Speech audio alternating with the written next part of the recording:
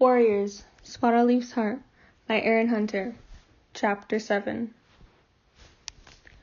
Spottedpaw woke early from dreams filled with flashes of gray and white fur, Thistleclaw's sweet scent, and threatening shadows that loomed from the undergrowth. She stood up and tiptoed out of the den. Outside, the sky was soft and milky, like the underside of a dove's wing.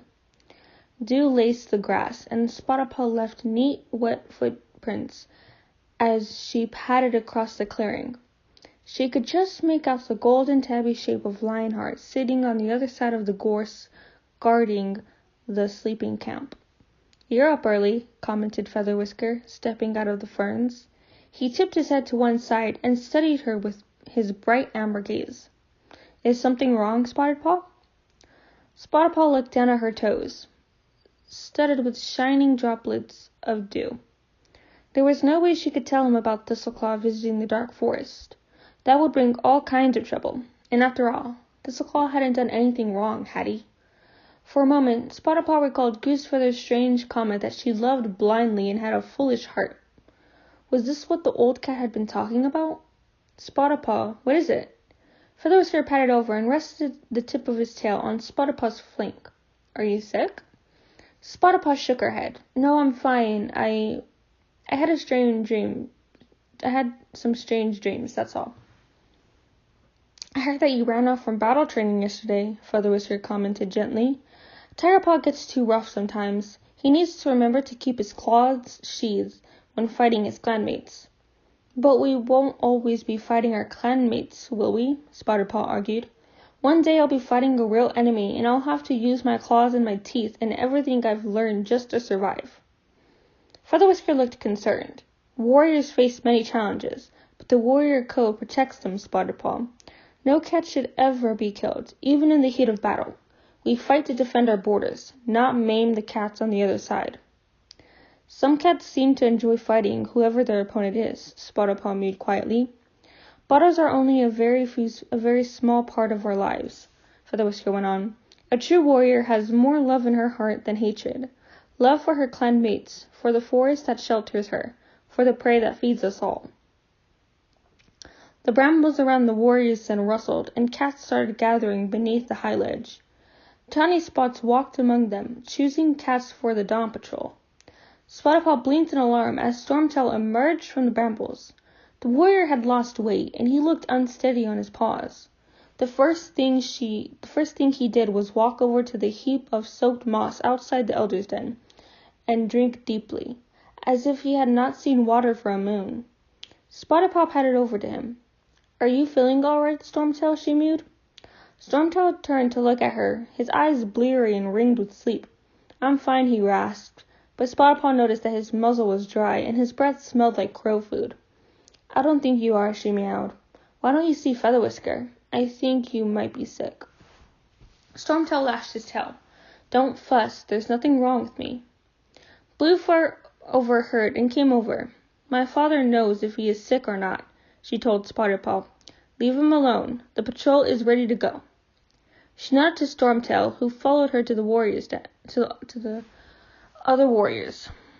"I want you to head up past Snake Rocks, and then follow the border along the Thunder Path," Tiny Spots ordered. "We've chased off a couple of rogues there recently, and I want to be sure they haven't come back. They didn't look dangerous, but our territory is full of prey at the moment, and they might see it as easy pickings. Speckletail, you take the lead." The tabby she-cat nodded and trotted toward the gorse tunnel with the rest of the patrol, bunched at her heels. Spottedpaw winced as Stormtail stumbled, but he gathered himself up and vanished into the gorse on Bluefur's heels. His flanks were so pinched and bony that Spottedpaw could see Bluefur's haunches clearly on the other side of Stormtail's lean shape. She watched as the gorse stopped quivering behind the cats, then turned and padded into the medicine den. Featherwhisker was sorting a pile of tansy leaves, and the air smelled green and fragrant. The space seemed larger now that Goosefeather had finally agreed to move to the elder's den, and his ragged nest among the ferns had been cleared away. "I think Stormtail is sick," Spottedpaw blurted out. The medicine cat put down the leaf he was unfurling and looked at her. "What makes you say that?" He's not walking properly, his muzzle is dry, and his breath smells bad. And he drank nearly all the water from the elder's moss before he went on patrol. I don't know if he's eating either. He's so thin. Feather Whisker's eyes darkened. You're right. I noticed he was looking rather bony, but I assumed he'd had an upset stomach and not wanted to bother me. But if his muzzle is dry and he's that thirsty, he shouldn't have gone on patrol. That's for sure. Do you know where they were headed? Up past Snake Rocks to the Thunder Pass. Right. I'll go after them and bring Stormtail back. Thanks for letting me know, Spotted Paw. Feather Whisker was halfway through the ferns when there was a commotion in the clearing and a pale gray shape bundled into him. Whoa, Wide-Eye, Feather Whisker meowed. What's the rush? The she-cat bounced back onto her haunches. I've got a thorn in my eye, she spat. It caught me as I was coming out of the den. Would you believe it? Okay, let me take a look.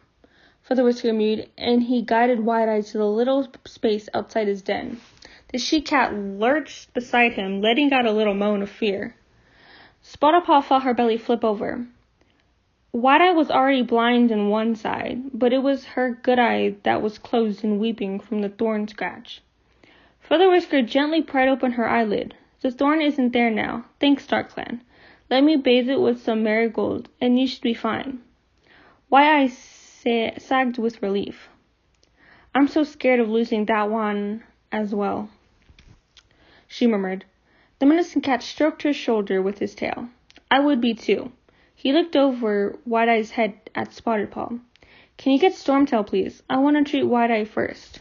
Of course. Spotted Paw jumped up and pushed her way through the ferns. Thrushpaw was washing his chest outside the warrior's den. Hey, Spotted Paw, he called. You need to clean out the elder's den today, remember? I'll do it later, Spotted Paw called back. I have to do something for Feather Whisker first. Thrushpaw narrowed his eyes. You're not his apprentice. This is really important, Spotted Paw snapped. Stormtail's sick. She brushed past her mentor and hurtled through the gorse tunnel. As she plunged into the trees above the ravine, she flashed back to her dream of fighting for her life in a dense, shadowed forest, and for a moment her paws froze. Then she shook herself. She was in her own territory now, and there were no enemies here, just a sick warrior who needed her help. She raced along the path that led past Snake Rocks and skidded to a halt at the edge of a thick swath of brambles. She could hear monsters rumbling along the thunder path on the other side. She swiveled her ears, trying to pick up the sound of the patrol. A crackle of twigs made her spin toward Two-Leg Place and struggle through the long grass around the edge of the brambles. She burst through a clump of dead bracken and came face to face with Thistleclaw. Spotted Paw, are you looking for me? He meowed. She shook her head. No, Stormtail. Is he with you? She peered past him. Bluefur was renewing a scent marker on a crooked oak tree. What are you doing here, Spotted Paw? You're not on this patrol. I need to find Stormtail, Spotted Paw panted. Feather Whisker sent me to get him. Out of the corner of her eye, she saw Thistleclaw's eyes darken. You're looking for Stormtail? Meowed Speckletail, joining them. She glanced over her shoulder. I thought he was behind me, but he seemed to have disappeared. He must have stopped to check the scent marker beside the thunder path, Bluefur mewed. Actually, I've just done that one, mewed Rosetail, popping up from a clump of grass. Where's he gone? Muttered Speckletail. We have to find him, Spotted Paw cried. She plunged past the warriors and followed the trail they had left, marked out by fresh scent and evidence of broken twigs and crushed grass. Behind her, she heard Speckletail ordering the rest of the patrol to spread out and look for their clanmate. Spotted Paw paused at a spot where the trail seemed to separate and opened her muzzle wide to taste the air. The breeze carried the faintest tang of a rank, stale scent. Spotted Paw tensed. That's Stormtail. She bounded toward the smell, flattening her ears to keep them out of the way of the brambles. Stormtail, are you there? She yowled. She stopped to listen, but there was only the alarmed chack of a blackbird, startled from a holly bush. Startled by what? Spotted Paw wondered. She headed toward the bush, and at once the stale scent grew stronger. A blue-gray shape was slumped beneath the holly, as still as a boulder. "I found him," Spottedpaw screeched. She raced over to Stormtail and pressed her cheek to his muzzle. She felt the faintest stir of air against her whiskers. "He's alive!" Bracken crackled as the rest of the patrol joined her. "Great Star Clan!" Speckletail swore. Thistleclaw, Bluefur, get either side of Stormtail and prop him up. Rosetail, you take the weight of his haunches. The tabby she-cat looked around. Spottedpaw, you carry his tail. Make sure it doesn't catch on any thorns. Spottedpaw nodded and picked up the warrior's heavy tail in her jaws. The other warriors clustered around him and boosted him to his paws. His head hung down and his eyes stayed closed, but at least he was breathing, ragged, gasping breaths that made his scrawny flanks heave. It seemed to take a moon to get Stormtail back to the camp, with every root and tendril snagging his limp paws or clutching at his drooping muzzle. When they reached the top of the ravine, Speckletail ordered Spottedpaw to run ahead and let Featherwhisker know they were here. The medicine cat had already prepared a nest of soft moss with more soaked moss close by for Stormtail to drink. The warriors eased the sick cat carefully through the ferns and laid him down in front of Featherwhisker, whose eyes darkened as he studied Stormtail's limp shape. "He has the thirsting sickness," he murmured, and Spottedpaw pricked her ears, straining to hear from the back of the cluster of warriors. "I cannot cure it, but I can make him more comfortable." The medicine cat tucked Stormtail's legs under him and pushed the soaked moss against his muzzle. The warriors stirred and lapped feebly at the touch of water. Bluefur crouched beside him. "You're safe now," she whispered. "You're in Featherwhisker's den, and he's going to take care of you." Spottedpaw felt a flash of indignation. "No thanks to you, Bluefur, who had insisted Stormtail was well enough to go on the patrol." "Leave us alone now," Featherwhisker mewed softly. He looked at Bluefur. "Don't worry, I'll take good care of your father." Spottedpaw followed the warriors into the clearing. Bluefur was standing alone beside the tree stump, her tail drooping. Spottedpaw marched up to her. "You shouldn't have forced Stormtail to join the patrol," she meowed fiercely. The she-cat looked startled. "I didn't force him. You didn't listen to me either," Spottedpaw growled. "I told you he was sick." "You're not a medicine cat," Bluefur retorted. "Why would I have listened to you?" She stomped away, flicking her tail in disgust. Thrushpaw patted over to Spottedpaw. "I hear you've been a bit of a hero," he meowed. "Stormtail will be grateful when he's better." There was an edge to the warrior's tone that made Spottedpaw glance wearily up at him. Thrushpaw nodded to the gorse tunnel. "I think we need to talk." In silence, Spottedpaw followed him out of the camp. Her legs ached from her frantic dash through the forest, and she was relieved when Thrushpaw led her to Sunning Rocks and settled on a warm, flat rock. The sound of the water soothed her, and her eyelids began to feel heavy. Thrushpaw sighed. "I have to ask you something, Spottedpaw." Her heart started to pound. Did Thrushpaw know she had been to the dark forest? The sandy gray cat looked at her. "Is your heart truly set on becoming a warrior?" he mewed. Spottedpaw flinched. "What do you mean?" "You're a good cat, Spottedpaw, but you seem distracted in our training sessions, and lately you've been more interested in helping Featherwhisker." Spottedpaw felt her pelt burn. "I'm sorry. I promise I'll train harder from now on." Thrushpaw shook his head. "Spottedpaw, would you like to become Featherwhisker's apprentice instead?" She stared at him in astonishment. What? Would you like to train as a medicine cat?